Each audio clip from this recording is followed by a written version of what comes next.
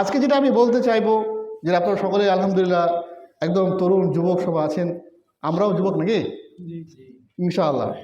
এই বয়সে বিশৃঙ্খলা, বিভ্রান্তি, মানুষের পদস্খলন হওয়াটা স্বাভাবিক। এক্ষেত্রে মানুষকে বেশি বেশি করে দিনের নসিহত, আলেম উলামাদের সংস্পর্শ, বেশি বেশি দিনের পরিবেশে থাকা দরকার। না হলে একা একাই কোনো ব্যক্তির পক্ষেই ধর্মের উপর টিকে থাকা সম্ভব নয়। আর বন্ধুত্ব, সঙ্গ, পরিবেশ, ঐক্য এটা আমাদের রক্তে আছে। কেন? যে আল্লাহ সুবহানাহু ওয়া তাআলা যখন আদম আলাইহিস সালামকে তৈরি করলেন, আদম আলাইহিস সালাম তৈরি হওয়ার পরে কোথায় বসবাস করছিলেন? জান্নাতে। জান্নাতের চাইতে সুখময় জায়গা আর কোথাও আছে? নাই। তো আল্লাহ রাব্বুল আলামিন যখন আদম আলাইহিস সালামকে তৈরি করলেন, তিনি জান্নাতে বসবাস করছেন, যার চাইতে সুখময় জায়গা দুনিয়াতে আর কিছু নেই, সেই জায়গাতে তিনি বসবাস করেও একটু মনে কষ্ট পাচ্ছেন, একটু অস্থিরতা ভাব দেখা দিচ্ছে, তিনি শান্তি পাচ্ছেন না, একটু বিচলিত হচ্ছেন। আল্লাহ তার মনের অবস্থা বুঝতে পারলেন যে এই বিচলিত হওয়ার কারণ কি, এই অস্থিরতার কারণ কি, এই অশান্তির কারণ কি। তিনি বুঝতে পারলেন যে তিনি নিঃসঙ্গ একা আছেন বলে শান্তি পাচ্ছেন না। আল্লাহ রাব্বুল আলামিন কি তৈরি করলেন? তার সঙ্গী স্বরূপ হাওয়া আলাইহিস সালামকে তৈরি করলেন।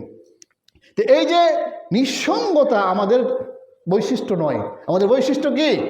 ঐক্য, এক হয়ে থাকা। আমরা এই বৈশিষ্ট্য কোথা থেকে পেয়েছি? আমাদের আদি পিতা আদম আলাইহিস সালাম থেকে পেয়েছি, যে তিনি জান্নাতের মতো জায়গা তো একা থাকতে চান না, একা থাকতে পারেননি বলে আল্লাহ রাব্বুল আলামিন হাওয়া আলাইহিস সালামকে তৈরি করেছেন, আর সেখান থেকে মানব জাতির বংশ পরম্পরা এসেছে। কিন্তু আজ আমরা সেই আদম সন্তান হয়ে দিব্যি একাই ঘরের মধ্যে মোবাইল নিয়ে থেকে যাচ্ছি। কারোর সঙ্গে মেশা, কারোর সঙ্গে কথাবার্তা বলা, কে কেমন আছে, কে কেমন কষ্টে আছে না ভালো আছে, কারো খোঁজ খবর নেওয়ার কোনো প্রয়োজন নেই। আপনি ভাবতে পারছেন, যদি লকডাউনের সময় মোবাইল না থাকতো, কত মানুষ আত্মহত্যা করতো? মোবাইল ছিল বলেই মানুষ বেঁচে গিয়েছে, আত্মহত্যা করেনি। কেন? যে দুনিয়া হাতে আছে। মানুষ, এটা আমি যারা দিন মানে না তাদের কথা বলছি না, যারা দিনই ভাই তাদের কথা বলছি আমি। দিনের সম্পর্ক খুব বড় সম্পর্ক, এটা রক্ত চাইতে বেশি সম্পর্ক। কিসের সম্পর্ক? দিনের সম্পর্ক। এর প্রমাণ কি? যখন নূহ আলাইহিস সালাম আল্লাহর আদেশে যখন প্লাবন বন্যা চলে এসেছে, নূহ আলাইহিস সালাম নৌকায় চেপে গিয়েছেন, আর তার আপন ছেলে, আপন সন্তান ডুবে মরছে।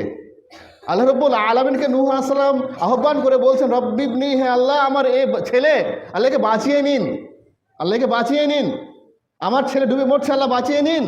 আল্লাহ কি বলছেন? ইন্নাহু লাইসা মিন আহলিক, সে তোমার পরিবারের অন্তর্ভুক্ত নয়। অথচ সে কে? আপন ঔরসজাত সন্তানকে আল্লাহ রাব্বুল আলামিন কি বলছেন? যে সে তোমার পরিবারের অন্তর্ভুক্ত নয়। কেন? যে সে তোমার দিনের সূত্রে সে সম্পর্ক নয় বলে সে তোমার আপন কেউ নয়, তোর পরিবার অন্তর্ভুক্ত নয়। বোঝা কি গেল?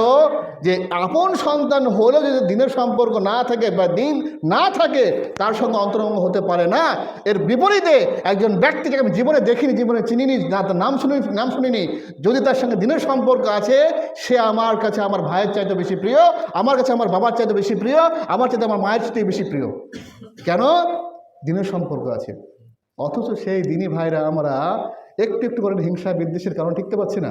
একটা সমাজ তৈরি হচ্ছে, দুদিন পর হিংসার কারণে বিচ্ছেদ হয়ে যাচ্ছে। কেন হিংসা করছেন আপনি? যে ওইটা করে। যদি আপনার আপন ভাই বাড়িতে মদ পান করেছে, কেউ জানে না, আপনি জানেন, আপনার ভাই যেহেতু মদ পান করেছে, আপনি এই দোষের কথাটা সমাজে গিয়ে বলবেন না গোপন করার চেষ্টা করবেন? কেন? সে আমার আপন ভাই বলে। দিনী ভাই আপনার আপন ভাই নয়, তার থেকে নিকটাত্মীয় নয় সে, দিনী ভাই আপনার। আপনি তার দোষ কী করে সমাজের সামনে বলে বেড়ান যে ওর মধ্যে এই দোষটা আছে, ও এই করে বেড়ায়, ও এই বলে বেড়ায়। আপনার দায়িত্ব এখানে আমানত আরও বেশি। কেন? যে রক্তের চাইতে দিনের সম্পর্ক মূল্য বেশি, যেহেতু আপনার কাছে আমার কাছে। তো আপনার কোনো দিনী ভাই কোনো অন্যায় করলে আপনি পারলে তাকে গিয়ে বলুন যে ভাই আপনার মধ্যে এই দোষটা আছে। গীবত করে, পরচর্চা করে তাকে দুর্নাম করা বা তার সঙ্গে সম্পর্ক নষ্ট করার কোনো পরিবেশ সৃষ্টি করার অধিকার আপনার আমার নেই।